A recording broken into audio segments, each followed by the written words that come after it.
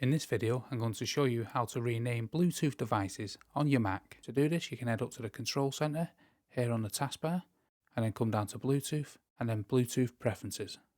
However, for some reason, if you don't see Bluetooth Preferences, you can come over to the little Apple logo, come down to System Preferences, and then over to Bluetooth. And now you can see all your Bluetooth devices.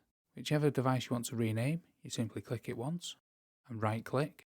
As you can see here, there's no option to rename it. So what you want to do is connect the Bluetooth device that you want to rename, and now when you highlight it and right click, you'll see the option to rename.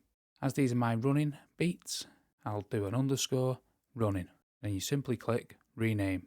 And now my beats have been renamed. When you rename like this, it may not be universal across all your Mac devices, so these power beats will be still called power beats on other Mac devices, and you will need to rename them on them. I hope that video was helpful, and if it was, please hit the like button below and check out this next quick Mac tip, and thank you for watching.